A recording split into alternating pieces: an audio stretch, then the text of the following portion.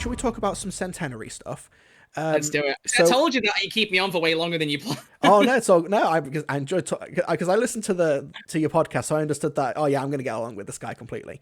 Oh, So we do have before we talk about it, dive into it proper. We do have an official article on the Doctor Who TV website.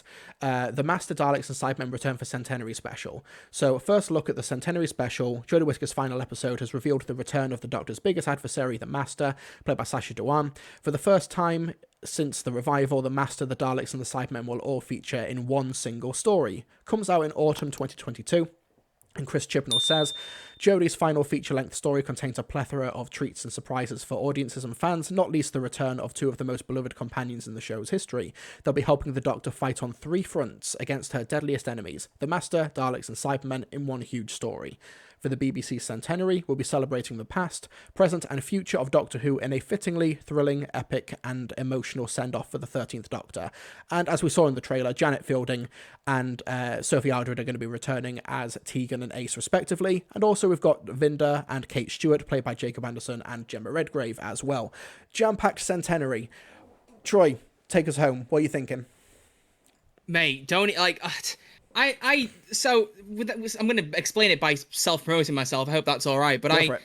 well, I have a couple of YouTube channels. I have one, the main one, which is Red Archer Live, which is a gaming one, and I made a second one called The Cosmic Vortex, which is like kind of one where I don't talk about gaming stuff, so I can talk about Doctor Who and Marvel or whatever it might be. And I haven't made a video on there for like 3 months because I've just generally not been too big with YouTube the last few months, just not done as many videos. But I've literally just today put a new video out on both channels, being like, I'm back. So this is very well timed, to be fair. But I thought, what better way to come back on the Cosmic channel than with a Doctor Who video talking about the Centenary trailer, and thought, it's 30 seconds, I'll get a couple minutes talking out of it and that'll be good. It's a 10-minute video. It's one of my longest like discussion videos on there. I was like, how have I got 10 minutes out of that 30 seconds? And I probably could have had way more because, oh my God, like it was shock after shock after shock. Like, oh my God. Because I thought we'd get a trailer akin to like the ending of Journey's End, where it's like Cybermen returning, some shots of them marching in the snow, or the end of Planet of the Dead. Oh, water, Mars, water always wins. No, but this was pretty substantial. Yeah, and even with Jodie's episodes, more often than not, when you get a next time for a Jodie episode, you're lucky if it's more than like single-digit seconds length. It's just kind of like, here's a shot, here's a shot, here's a shot, next time, done. Whereas this time we got a full-on 30 seconds right away, and I was like, that's perfect. Yeah. There was so much stuff there. Like, I don't even, where do you begin? Where do we begin there? Do you have a preference as to where we start? So no title, which surprised me. Yeah. But obviously, we'll get one. They won't get broad unless it's like the title is called "The Doctor Dies in a Radiation Chamber" or something. Which, you know, I still like The Woman Who Fell to Time. I really hope that wasn't just a fan slide on Wikipedia. I hope that was a leak because I like that name. I want it. That's a very good title. People in the chat talking about Ashad. Let's start with Ashad. That was definitely a new shot. Oh my God. Patrick O'Kane is returning, and I'm so, because you may not know, I did a Cybersember compilation, every single review of like every Cyberman story, and I've wanted to put together the full compilation of all of those reviews, but I thought, no, I reckon he's coming back. I reckon the Cybermen are going to have one more go around, so I will not do the compilation, and I feel very vindicated. Vindicated, you could. No, let's not do that. No, honestly, like, one thing that I think most people, can agree on is that Chibnall has done classic villains really well. Yes. Like, I actually love the Revolution Dalek design. It might be one of my favorite Dalek designs, just period. I think that looked really cool. But I've loved the Dalek stories. I loved what they did with the Sontarans. I absolutely loved that. But the Lone Cyberman has to be like one of the most interesting Cyberman concepts I think I've ever seen. Yeah. I just love the idea of that half-converted Cyberman that still kind of has a bit of the emotion, but is like still super like playing it like a Cyberman. And it was just such a really interesting concept. And I was gutted that they killed him off. I wasn't surprised. I kind of saw it coming. But I just kind of thought, oh, you know, we've had a few good episodes with him, and it's better than not having anything with that character. It's good to have like a new character, even if it was for a brief time. But I'm just so glad that they actually brought him back. I don't know how it works. Haven't got a clue how he's going to work. Yeah, but because he was hit by the tissue compressor. Yeah. So he was made smaller. So what is like the Master going to summon him like a Pokemon? Like, Ashad, go, and then like throws him to the floor and he expands. I'm trying to think about it in my head, and I'm wondering, and it's like maybe the Lone Cyberman was converted enough where like the robot parts could bring him back? Question mark. I don't know. Yeah. Because the tissue compression is fatal. We know this. We've seen it happen. Like it kills people.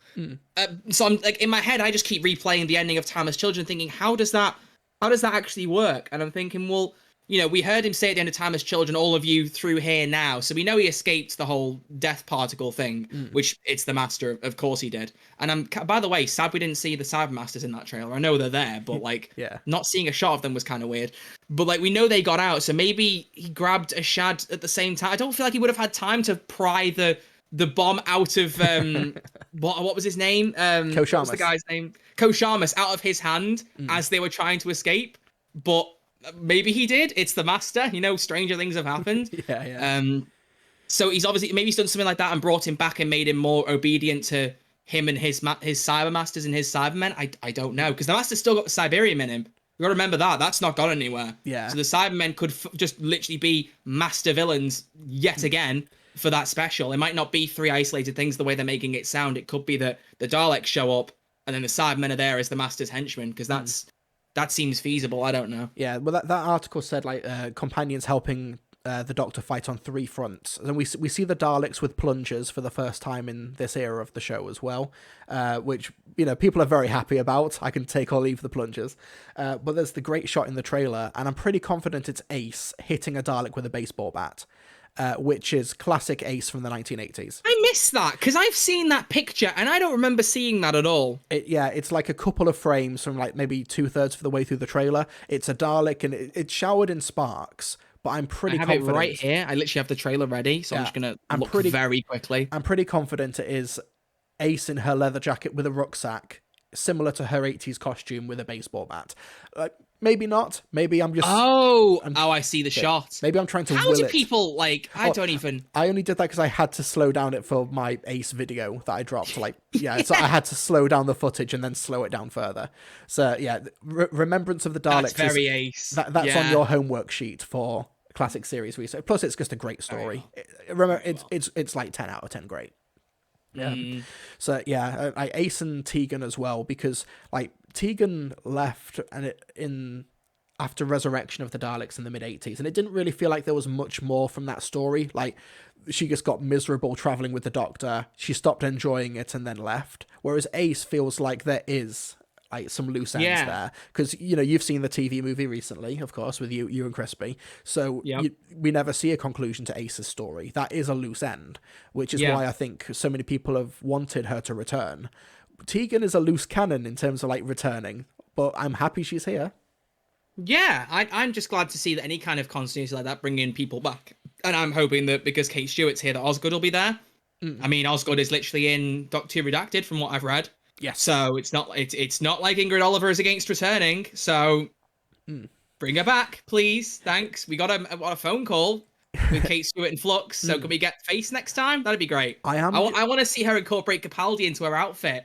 Like I want to see something like I want to see her walk in with just a shirt with no tie, as like a Capaldi reference or something. It will be a white shirt, like a plain white shirt, but it's got Jodie's rainbow like safety pinned on it. That'd be so cool. I would love that. But I'm a bit worried that if you also include like Vinda, does Vinda come with Belle and Baby Belle? Are those like a package deal as well? Do you have Osgood with Kate Stewart as well? People in the chat as well are talking about those set leaks, so we know other characters who at least appear in one scene in the Centenary. I've missed what people were saying in there, so maybe that's the best. That's fine. Well, they were spotted on set and they happened to be in front of the cameras while they were filming, so it's safe to say that they're probably I know one from the pictures ages ago of that person with John Bishop. That person. So that person. How like we know that the Centenary is going to be feature length, so at least 70 minutes. Good. Yes. When is like. I liked in The Vanquishers how all of the supporting cast members did kind of have something to do at least. Like I love Journey's End, but it is like, okay, it's the Doctor and Donna, they do everything to stop the Daleks in that story. Whereas in The Vanquishers, it felt like it was more of a team effort. But I'm still a bit worried that there will be too much going on, and that you won't get the scenes that you want with Ace. You won't get the closure with Tegan or whatever they decide to do with her character. I'm a bit worried that for this special, it might be Chibnall, even by Chibnall standards, biting off a bit more than he can chew, plus the Master, plus Ashad, plus Daleks, etc. Like, I'm sure James Corden's probably chomping at the bit to be in the special as well. We'll figure Oh God, Yeah. stop! I know Crispy wants him to be the 14th Doctor, but come on, he's gonna wake up and watch this and feel violated. No, it's difficult because I mean, even with like with Captain Jack, I know obviously we're not talking about the John Barrowman stuff, but like, I just trying to reference the character himself. When Captain Jack was in Revolution of the Daleks, like I loved every scene of him being in there, but like we didn't even see him to his full potential. The most we had was him saying that he was immortal, but at no point was it actually shown, which I did think was very, very odd. Like he talks a lot about being immortal, but is never actually killed. So like there is the argument that he could, you know, the Chibnall brings back some characters and doesn't maybe use them to the full potential, but it depends on what purpose they serve in the story. You know, I think them coming back is also a precursor that they could show up in the future again. If they're willing to come back once, they might be willing to come back more times, and maybe Russell will do that. I mean, we let's not forget that Russell T Davies did bring back Liz Sladen, and that led to an entirely different spin-off. Yes. Like, who's to say we couldn't get something like that again? Because I know people make rumors like, oh, we should do like an MCU style thing with Doctor Who where there's spin-offs that tie together, which I would love, by the way. That would be very cool. I don't know how they do that with budget, but if we got that and we got like an 8th Doctor spin-off, maybe some other stuff, like I really will champion the 8th Doctor spin-off. But like if we got that stuff, that'd be great, and it would give you a chance to like, you could Book of Boba Fett Ace and be like, oh, like we saw her pop up in the main show. Here's the explaining of where she's been in the first few episodes and now what she's up to or something. They could do that. I mean, it depends on what Russell's planning, but Yeah. I don't know. It's a good point. Because with so many characters to juggle, loads of people are surprised that Vinder's back. I'm quite happy because I really liked him. I thought he was really cool. And I just hope that means Bell comes back as well, because I just love the two of them. I think they were a really good couple. And I noticed Hand of Omega said there's still time for Vinder and Bell to be revealed as the Doctor's parents, which No! I suppose is potential, but they're from this universe. But then again, we don't know the Doctor came through that portal that Tecteun found her at. Yeah. So she could have maybe the Doctor is from this universe after all, and it was just convenience. It was just plot convenience. We don't know. I love the comment by H.R. Wrigley. Chibnall's gun. It's like Chekhov's gun, but the bullet jams. like you're talking to like two Chibnall supporters, two Chibnall apologists, but I found that funny. Yeah. So yeah, I'm worried that. I'm just worried that it's not going to have the time that it deserves, or that like even you think of something like Day of the Doctor, and that's like 3 Doctors, unit and Time War retconning and stuff, and even that felt like it was stretching like at 70 minutes. Like you couldn't put much more in that story. Yeah. And we also have a regeneration as well. I don't think that shot in the trailer is the regeneration. That looks like fob watch energy, but I feel like nobody thinks that's the regeneration. It's still a great shot, though. I do agree, but oh god, just of the fact that the one thing she shouts is Yaz, my inner Thasmin is coming out again, and I'm like, oh my god, stop this, please. Like, they just fed us for 45 minutes and then teased that she's going to scream her name as she potentially dies. Yeah. But I agree. That's like Lie of the Land all over again, when like the Series 10 trailer had Capaldi regenerating, and it was just that little like regeneration trick in Lie of the Land that they did purely just for the trailers. So it probably is that again. Plus, I'm pretty sure, didn't they film the last scene? Or was the last scene filmed in the TARDIS? I'm actually not sure now. I'm not sure. They filmed it in chronological order. So they did like they did a Mandip and Jodie scene, and then they did a scene with Jodie, I think, regenerating. So honestly, it could go either way. We could have been lied to this entire time. I know the wrap shot was taken inside the TARDIS of the two of them together, and now it was weird because one of the first things I noticed from the screenshots they shared was Yaz is wearing the outfit that Mandip was wearing in that closing, like that wrap shot that they put on Twitter. So I was like, wow, we really are getting to the end here now. I don't like this, but like, I don't know how they're gonna do it. How are they? I want them to not reveal the 14th Doctor. Is that a hot take? I want them to not reveal it and then have the episode actually reveal in the regeneration, like they planned with David Tennant and never did. Yeah. Like, I want that to happen. I think, I think considering how secret the Chibnall era has tried to be, it wouldn't surprise me if that's the approach they took. But I just want to, because we did get a super chat from Crowcore Games. Thank you so much for the £5 super chat. Crowcore Games says, the trailer for the next time has Doctor shouting Yaz, and also a brief shot of Yaz and the Master walking together. So maybe Yaz betrayal, maybe. There is the shot where Yaz has got a gun. It looks like it's in the TARDIS. Is Yaz going to like shoot the Doctor? There was the theories in Spyfall because O and Yaz seem to be getting along quite well. That maybe like Yaz is a sleeper agent or something because she goes into that other dimension. Yeah, I read that theory earlier. Was it you who tweeted it? It might have been you that shared it. Now I think about it. Maybe it was, but yeah, I saw it on Twitter. If they're going to lean into Thasmin and Yaz is the killer of the 13th Doctor, then that would be quite bold. Like that would be very, very bold. I don't think any has any. Yeah, I'm just thinking back. I don't think a companion has ever killed the Doctor directly. Like I know we had the Sixth Doctor moments. Very things got a bit tense. I think she was having a bit of a pain in the neck from him, but like the closest we got, arguably, is like Perry getting poisoned, and there's only enough poison for one.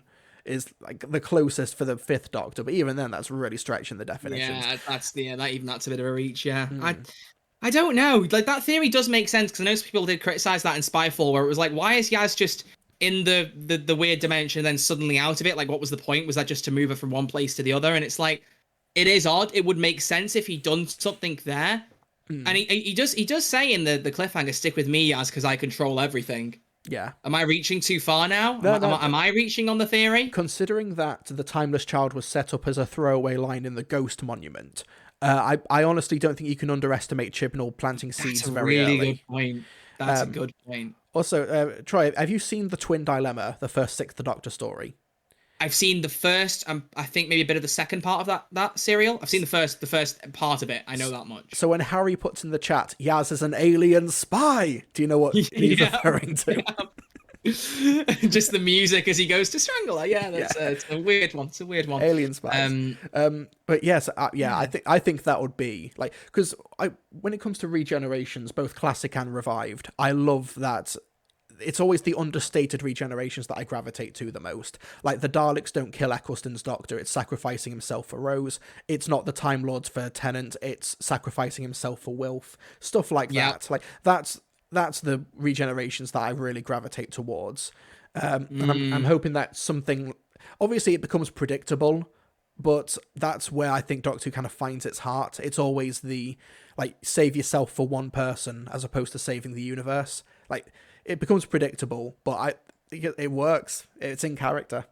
And Capaldi, in a way, Capaldi and Smith kind of did that as well. They only say like for a group of people, but then no. To be fair, Matt Smith was the wider universe as well and stopping the Time Lords getting through. But Capaldi was just basically saving a ship from Cybermen in one way. Yeah, that's another thing, I guess. But yeah, I don't know.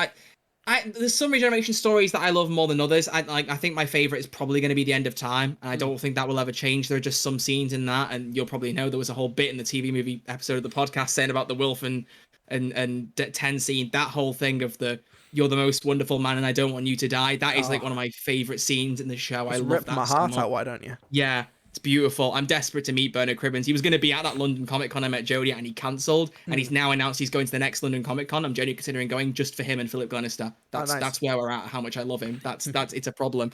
But like I love the scenes like that, and I hope that the Centenary Special can live up to that level of quality.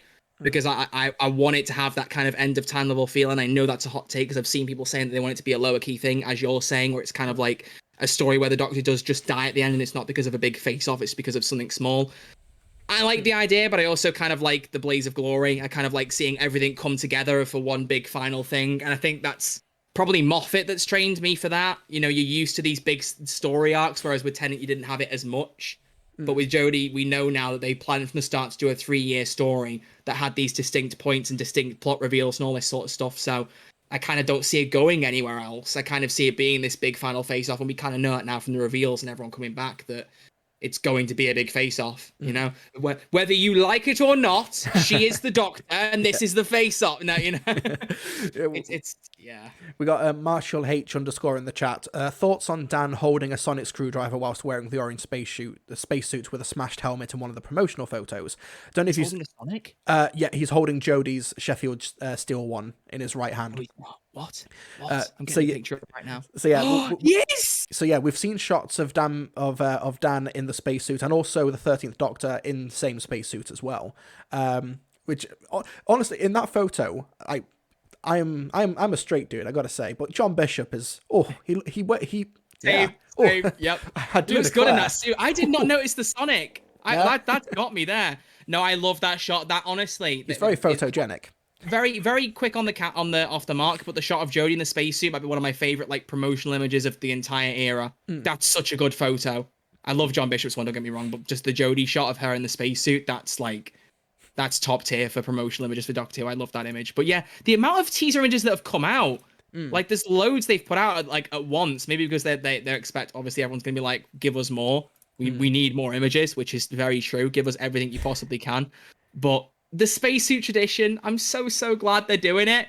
And I love that every single Doctor's worn that orange spacesuit at some point since 10 onwards. Yeah. I love it so much because you almost go, how is that spacesuit still around? How has it not been torn up or like busted? How is it like 11 took the Sanctuary Base 6 logo off it, and apart from that, it's just survived. It survived a hatching egg and everything, and it's just like it's just there. It is eternal. You know, it lives forever. And 11 was like, this is my spacesuit now. This is mine. Yeah.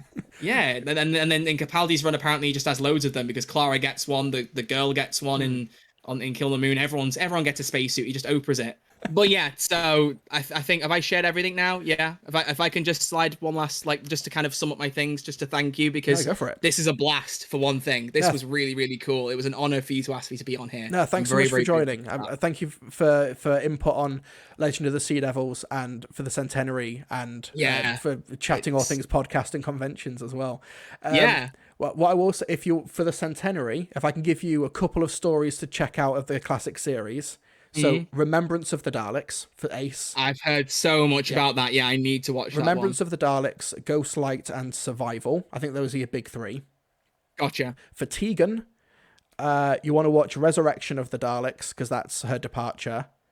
What's the first Mara story? Chat, help me. Is it Kinder or is it Snake Dance? No, yeah, Kinder, Snake Dance, and Resurrection of the Daleks. Gotcha. Okay. That's your homework. I want to see a report in triplicate with graphs and charts come to the centenary special. Graphs and charts. Wow. Yes. Okay. Not just graphs. It has to be charts as well. Yes. And also thank you. All right. So Kinder is like a thing in right. Whenever I've seen people reading that, I read it as kinda, and I'm like, why are people saying kinda as an episode title? I never got. It's kinda homework. No, it's Kinder and Snake Dance. Gotcha. It's like it's the Tegan trilogy. Yes. Okay. Cool. Gotcha. So I'll talk about it on Who's There Doctor Who podcast when I watch them. So go and listen to the podcast. I should just go and check the subscribers and see if it's gone up because a few people said they subscribed. I should look at this right now. Also, people are saying Ace's big three without Curse of Fenric. Okay, maybe Ghostlight, maybe Curse of Fenric instead of Ghostlight. You can't go wrong. I think. I feel like I just should watch all of Ace at this point because everyone loves Ace. It's only 8 stories. Only 8. We have gained several subs. Thank you, everyone. Thank you. That's very cool.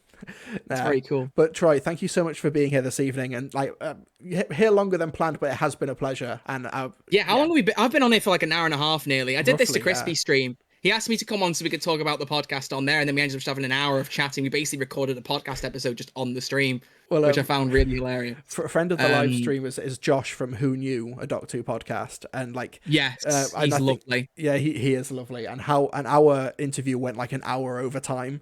So if you bring myself or you or Crispy on, we'll go triple overtime on anything. You'll get your value.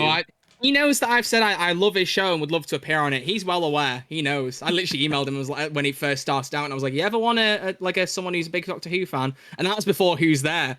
So now I emailed him again recently, and was like, "Oh, I've been watching your show. It's really good. Thanks." I was like, "Oh, thank you. Yeah, I love your stuff. It's crazy, honestly." It's a good time. But yeah, so that's that. There's that. And then if anyone could subscribe to either of my other channels, that would be lovely. If you like gaming stuff, Red Archer Live is the channel for you. I think that's the one you've linked, if I remember rightly. Yeah, you've linked Red Archer Live in the description already. The other one you can find in the channel section of Red Archer Live is called The Cosmic Vortex. It's got like 300 subscribers. It's not very big, but I really want to try and push it and see if people will watch it, especially for the Doctor Who content. So if anyone could go and watch that too, and watch my new video on the centenary, which is basically just like the way I ramble right now, just that pushed into 10 minutes. Just lots of me sharing my very, very unorganized and panicky thoughts about a trailer that showed far more than I expected. So if anyone could watch those, I would appreciate it. But seriously, it's been a blast. I really am so grateful. Thank you very much. It's been a genuine pleasure. Thanks so much. Thanks so much to Troy for joining us this evening. You have a wonderful night, and you stay safe. Take care, buddy. You too. Thanks for having me on. Appreciate it. See you.